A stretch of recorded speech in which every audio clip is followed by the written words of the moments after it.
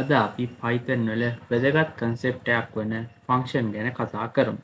දැන් අපිට කෝඩ් ටිකක් ලොකු වෙනකොට එකම කෝඩ් එක නැවත නැවත ලියන්න වෙන අවස්ථාවක් එනවා. අපි උදාහරණයක් විදිහට ගමු මේක. හරි. අපි උදාහරණයක් විදිහට ගමු print welcome to Python කියන කෝඩ් එක. අපිට මේක නැවත නැවත භාවිතා කරන්න ඕන නම් Subscribe. අපිට මේ කෝඩ් එක නැවත නැවත ලියන්න වෙනවා. අපිට දැන් 4 පාරක් welcome to python කියන කෝඩ් නම් අපිට මේ කෝඩ් එක 4 පාරක් ලියන්න වෙනවා. මේක ටිකක් කරදරයි ලොකු කෝඩ් එකක් ලියනකොට. මෙන්න මේකට සොලියුෂන් එකක් විදිහට තමයි මේ ෆන්ක්ෂන් කියන එක එන්නේ. දැන් බලමු කොහොමද මේක ෆන්ක්ෂන් එකක් යූස් කරලා ලියන්නේ කියලා. දැන් අපි බලමු කොහොමද ෆන්ක්ෂන් එකක් යූස් කරන්න කියලා. ඒකට ඉස්සෙල්ලාම මම def කියන කීවර්ඩ් එක යූස් කරගන්නවා. ඊට පස්සේ ෆන්ක්ෂන් එකට නේම් එකක් දෙන්න ඕන. මම greet කියලා ෆන්ක්ෂන් නේම් එක දෙනවා. ඊළඟට අපි parenthesis දාලා colon එක යූස් කරලා අපි මේ ෆන්ක්ෂන් එක ඇතුළට එනවා. අපි මෙන්න මේකෙදි තමයි අපිට ඕන දේවල් ටික ලියා ගන්න. මම මේකෙදි print welcome to python කියන එක ලියා ගන්නවා. හරි. දැන් අපේ ෆන්ක්ෂන් එක හදාගෙන ඉවරයි. අපි දැන් බලමු කොහොමද මේ ෆන්ක්ෂන් එක කෝල් කරන්න කියලා. ඒකද අපි ඉස්සෙල්ලාම කරන්නේ ෆන්ක්ෂන් එකෙන් එළියට ඇවිල්ලා අපේ ෆන්ක්ෂන් නේම් එක කෝල් කරනවා. greet කියලා ෆන්ක්ෂන් නේම් එක දීලා ඊළඟට parenthesis යූස් කරගන්නවා. ඊට පස්සේ අපි shift එක enter එකයි දුන්නාට පස්සේ අපිට ඕනේ output එක මේ ෆන්ක්ෂන් එක ඇතුලේ තියෙන ටික අපිට print වෙලා බලා ගන්න පුළුවන්. අපිට මේක නැවත print කරගන්න ඕන නම් අපිට මේ ෆන්ක්ෂන් name එක ආයි call කරන්න පුළුවන්. මෙන්න මේ විදිහට අපිට ෆන්ක්ෂන් එක ඇතුළට ඕනි දෙයක් ලියලා print කරගන්න පුළුවන්. print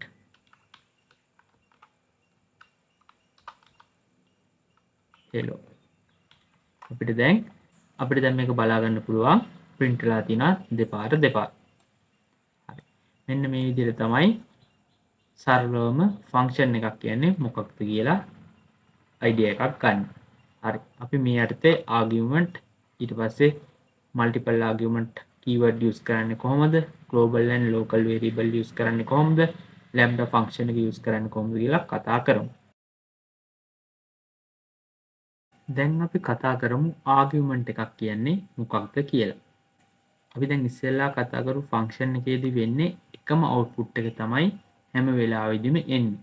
අපිට මෙන්න මේක වෙනුවට වෙනස් data ෆන්ක්ෂන් එකට දීලා data ගන්න ඕන නම් අපි යූස් කරනවා ආගියුමන්ට්. අපි දැන් බලමු කොහොමද ආගියුමන්ට් එකක් යූස් කරලා ෆන්ක්ෂන් එකකින් data ගන්න කියලා. මේකදී අපි ඉස්සෙල්ලාම කරන්නේ අපි හදාගත්ත ෆන්ක්ෂන් name එකේ parenthesis ඇතුලේ අපිට data ගන්න ඕනි name එක type කරගන්න එක. මේකට අපි කියන්නේ parameter එකක් කියලා. අපි දැන් බලමු කොහොමද parameter එකක් use කරගන්නේ කියලා. මේකෙදි මම name කියලා parameter එක දෙනවා. මෙන්න මේ parameter එක තමයි අපිට function එක ඇතුලේදී variable එක විදිහට වැඩ කරන්නේ. ඊට පස්සේ මම මෙතන hello කියන එකට පස්සේ මේ parameter එක call කරනවා. ඊට පස්සේ අපිට පුළුවන් මෙතෙන්දී අපිට කැමති නමක් දීලා hello රුවන් hello නිමල් hello කසුන් වගේ දේවල් ටිකක් කරගන්න පුළුවන්. අපි දැන් බලමු කොහොමද ආගියුමන්ට් එක යූස් කරගන්නේ කියලා. මේකෙදී අපි greet කියන ෆන්ක්ෂන් නේම් එක කෝල් කරගෙන මෙන්න මේක ඇතුළේදී අපි අපේ ආගියුමන්ට් එක මෙන්න මෙතෙන්දී අපි අපේ ෆන්ක්ෂන් එකට කෝල් කරන්න ඕනි වැලියු එක දෙනවා. මෙන්න මේකට තමයි අපි ආගියුමන්ට් එකක් කියලා කියන්නේ. මම මෙතෙන්දී කසුන් කියලා දෙනවා.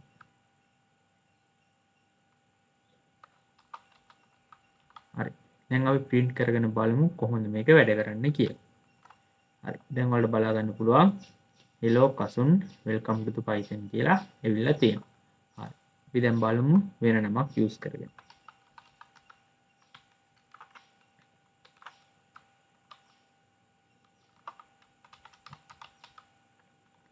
හරි. දැන් වලට බලා ගන්න පුළුවන් ආගියුමන්ට් එකකින් වෙන වැඩේ මොකක්ද කියලා. මේකදී අපිට අවශ්‍ය data එකක් අපිට ආගියුමන්ට් සහ පැරන්තසිස් භාවිතා කරලා ෆන්ක්ෂන් එක ඇතුළට දෙන්න පුළුවන්කම තියෙනවා. මෙන්න මේකට තමයි ආගියුමන්ට් එකක් කියලා කියන්නේ. අපි දැන් බලමු කොහොමද ආගියුමන්ට් එකක් ෆන්ක්ෂන් එකකදී යූස් කරන්න කියලා. මේකෙදි def කියන key එක යූස් කරලා ෆන්ක්ෂන් නේම් එක දෙන්න ඕනේ. මම ස්ටුඩන්ට් කියලා ෆන්ක්ෂන් නේම් එක දෙනවා. මේකෙදි මම ස්ටුඩන්ට් ගේ නේම් එකයි ඒජ් එකයි තමයි print කරගන්නේ. ඒ හින්දා මම මෙතන parentheses විදිහට name සහ age කියන එක දෙනවා. හරි. ඊළඟට අපි ෆන්ක්ෂන් එක ඇතුළට ගිහිල්ලා print කරගන්නවා print name. ඊට පස්සේ මම මෙතන ගත්ත මේ parentheses එක print කරගන්න name. ඊට පස්සේ print age එක ගන්න. age. හරි. දැන් අපි parentheses හදාගෙන ඉවරයි. අපි දැන් බලමු කොහොමද ආගියුමන්ට් එක හදාගන්නේ කියලා. මේකෙදි student කියන ෆන්ක්ෂන් එක කෝල් කරනවා. ඊළඟට මේක ඇතුළේදී අපි name එක දෙනවා. ඊට පස්සේ age එක දෙනවා. හරි. දැන් අපි print කරගෙන බලමු. හරි. දැන් ඔයාලට බලා ගන්න පුළුවන් name එකයි age එකයි print වුණා. අපි දැන් බලමු කොහොමද මේ ආගියුමන්ට් එක මාරු වුණාම එන output එක කියලා.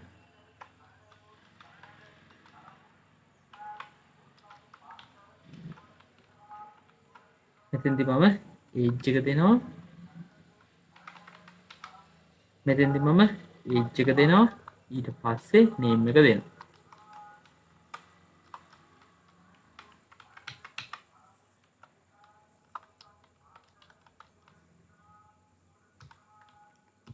හරි. ඔයාලට බලා ගන්න පුළුවන් name එක 26 වුණා, age එක සඳමාල් කියලා. ඒ කියන්නේ අපි මේකෙදී මේ order එක ගැනත් සැලකිලිමත් වෙන්න ඕනේ. අපි භාවිතා කරන argument 12. අපි මෙතෙන්ට ගැලපෙන විදිහට තමයි මෙතන argument ටිකත් දාගන්න ඕනේ. හරි. දැන් අපි බලමු asterisk argument කියන්නේ මොකක්ද කියලා. ඊට කලින් අපි function එකකදී කොහොමද numbers දෙකක් print කරගන්නේ කියලා බලමු. print numbers කියලා මම ගන්නවා අපේ function එක. මේක ඇතුළේදී parameters දෙකක් use කරනවා a and b කියලා. ඊළඟට අපි colon එක use කරලා function එක ඇතුළට ගිහිල්ලා මේ parameters දෙක print කරගන්නවා. හරි. ඊළඟට අපි function එකෙන් එළියට ඇවිල්ලා function එක call කරනවා අපේ argument දෙකත් එක්ක. මම 2 and 4 කියලා ගන්නවා අපේ values දෙක. ඊළඟට print කරගෙන ගත්තාම අපිට බලා ගන්න පුළුවන් 2 and 4 කියන අපේ values දෙක print වෙලා තියෙනවා. දැන් අපි හිතමු අපිට numbers 10ක් ගන්න ඕනේ. එහෙනම් අපි මෙතන parameters 10ක් හදා ගන්න ඕනේ. ඒ වගේම අපිට මේක ඇතුළේදී values 10කට අදාළව print ගන්න වෙනවා මේ වගේ දිගටම. මේක ටිකක් කරදරයි. ඒ හින්දා තමයි මේ asterisk argument කියන එක ඇවිල්ලා තියෙන්නේ. දැන් බලමු කොහොමද මේ asterisk argument එකක් use කරලා මේක ලේසියෙන් කරගන්න කියලා. හරි. මේකෙදිත් මම function එක විදිහට ගන්නෙ numbers කියන එකමයි. numbers ඊට පස්සේ parentheses use කරලා මේකේ parameter එකයි මම ගන්නෙ. ඒක ගන්නෙ asterisk එකත් එක්ක. asterisk a. ඒ තමයි parameter එකේ name එක. ඊළඟට මම colon එක දාලා යනවා function එක ඇතුළට. මේකේ මම ගිහින් print කරනවා print a. මෙච්චරයි මම function එක ඇතුළේදී කරගන්නේ. ඊළඟට මම function එකෙන් එළියට ඇවිල්ලා call කරන function එක numbers. මේකෙදි මම මේ වගේ numbers කිහිපයක් use කරනවා. දැන් බලමු execute කරගෙන මොකක්ද එන output එක. අපිට මෙන්න මේ අපි use කරගත්ත argument හතරම මේකෙදි print වෙලා තියෙනවා. ඒක වෙන්නේ මෙන්න මේ use කරපු asterisk එකත් එක්ක. දැන් ඔයාලට බලා ගන්න පුළුවන් මේ දෙකේ වෙනස. asterisk එකක් use කරාම තියෙන අපිට benefit එක මොකක්ද කියලා. අපිට මේකෙදි output එක එන්නේ tuple එකක් විදිහට අපිට parentheses ඇතුලේ තමයි අපේ values ටික print වෙලා තියෙන්නේ. මෙන්න මේ විදිහට තමයි මෙන්න මේ asterisk කියන එක use කරගන්නේ අපේ function වලට. දැන් අපි බලමු කොහොමද keyword argument එකක් use කරන්න කියලා. මේක අපි කරන්නේ def කියලා keyword එක use කරගන්නවා. def ඊළඟට function name එක student ඊළඟට අපි parentheses ඇතුළේ අපි use කරගන්නවා asterisk එකක් ඊළඟට variable name එක use කරගන්නවා. අපි දාගමු user කියලා. user තමයි අපේ parameter name එක. ඊළඟට අපි යනවා function එක ඇතුළට ගිහිලා print කරගන්නවා මේ user කියන parameter එක. අපි ඔච්චරයි අපේ function එකේදී කරගන්න. ඊළඟට අපි function එක call කරද්දී student මේකෙදී අපි parameter එකයි argument එකයි දෙකම ලියාගන්නේ මෙතෙන්දී. ඒ කියන්නේ අපි name sign කරනවා කමල්ට. ඊළඟට age කියලා ගන්නවා age 22. අපි ඉස්සෙල්ලා කරේ parameter සහ argument ගැන කතා කරද්දී මේක තමයි අපේ parameter එක උනේ. මේක තමයි argument එක උනේ. අපේ parameter එක තිබුණේ function එකේදී අපි argument එක ලිව්වේ function එක call කරනවා. ඒත් අපි මෙතෙන්දී මේ දෙකම එකම තැන තමයි තියාගන්නේ. මෙන්න මේ විදිහට. හරි. අපි දැන් බලමු execute කරලා අපේ output එක කොහොමද එන්නේ කියලා. අපිට output එක එනවා dictionary එකක් වගේ. ඒ කියන්නේ key එකයි value එකයි. key එකයි value එකයි වගේ. මේ වගේ අපිට ඕනි තරම් අපිට මේකෙදී අපිට data දාගන්න පුළුවන්. address Colombo අපිට ඕනි තරම් data අපිට දාගන්න පුළුවන්. මේක අපිට එන්නේ dictionary එකක් වගේ තමයි අපිට output එක එන්නේ. ඉස්සෙල්ලාම කතා කරමු global variable එකක් කියන්නේ මොකක්ද කියලා. ඉස්සෙල්ලාම අපි හදාගමු variable එකක්.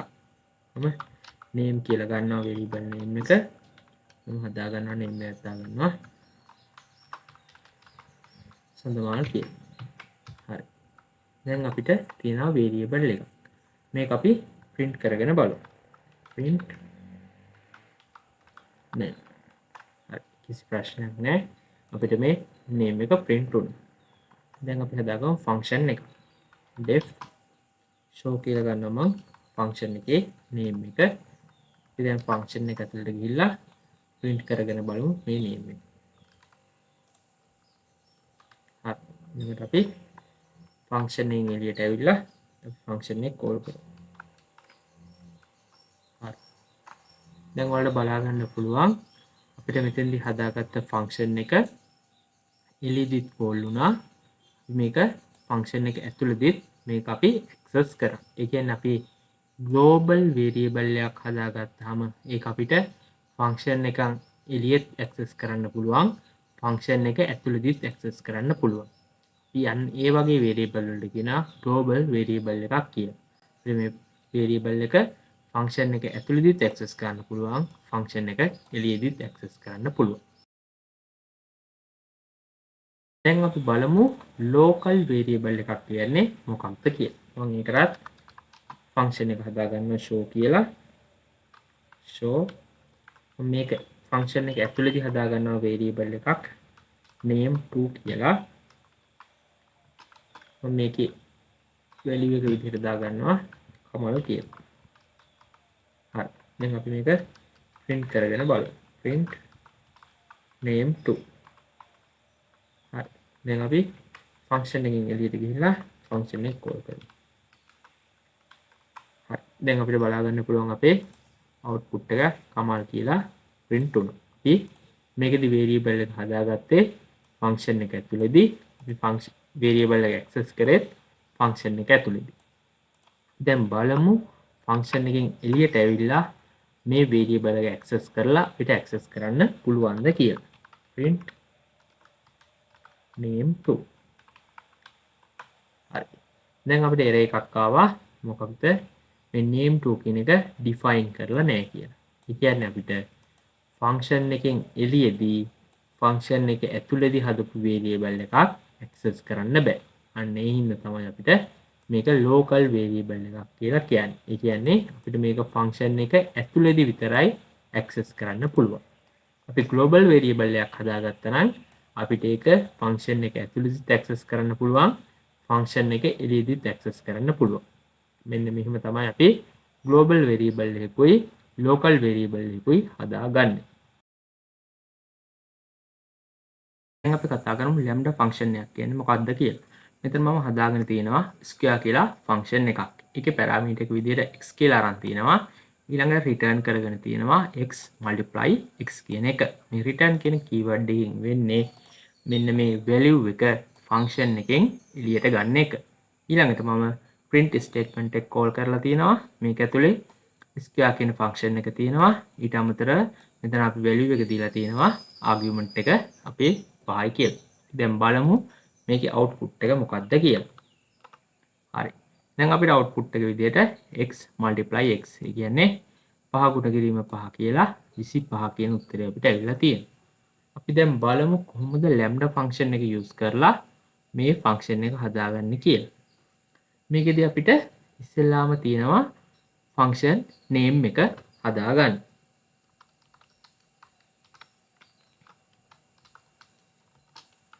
ඊට පස්සේ මේක අපි lambda කියන keyword එක type කරගන්න ඕන. ඊට පස්සේ අපි මෙතෙන්දී arguments ටික දෙන්න ඕන. ඊළඟට colon එක දාලා අපේ expression එක ලියන්න ඕන. මෙන්න මේ විදිහට තමයි අපි lambda function එක ලියන්නේ. අපි දැන් බලමු මේ function එක lambda function එක විදිහට ලියලා කොහොමද අපිට එන්නේ කියලා.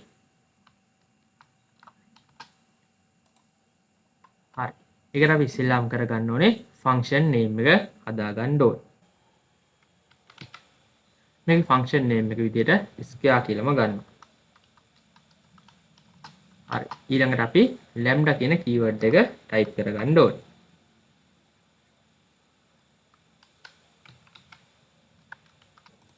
ඊළඟට අපි මෙතෙන්දී argument එක type කරගන්න ඕනේ. අපේ argument එක තමයි x කියලා කියන්නේ. ඒ කියන්නේ අපේ parameter එක තමයි අපි මෙතෙන්දී type කරගන්න ඕනේ. ඊළඟට colon එක දාලා ඊළඟට අපිට තියෙන්නේ argument එක type කරගත්තට පස්සේ expression එක type කරගන්න. ඒ කියන්නේ අපේ operation එක මොකක්ද මේ x එකට කරන්න ඕනේ කියලා අපි මෙතෙන්දී type කරගන්න ඕනේ. අපි මේක x ගෙන් ගුණ කරලා තියෙනවා. මෙන්න මේක මෙතෙන්දී type කරගන්නවා. හරි. මෙන්න මේක විතරයි අපේ function එක විදිහට එන්නේ. දැන් අපි print කරගෙන බලමු අපේ output එක එන්නේ කොහොමද කියලා. හරි. දැන් අපි බලමු අපේ output එක එන්නේ කොහොමද කියලා. print අපේ function name එක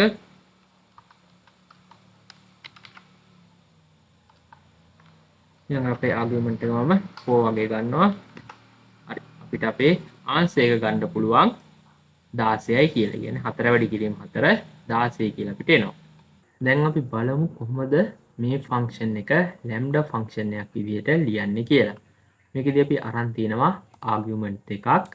ඒ වගේම ඒ ගත parameters දෙක අපි එකතු කරලා value එක return කරලා තියෙනවා. හරි. දැන් අපි බලමු කොහොමද මේක lambda function එක use කරලා කරගන්නේ කියලා. මේකදී function name එක විදිහට මම add1 කියන එක ගන්නවා.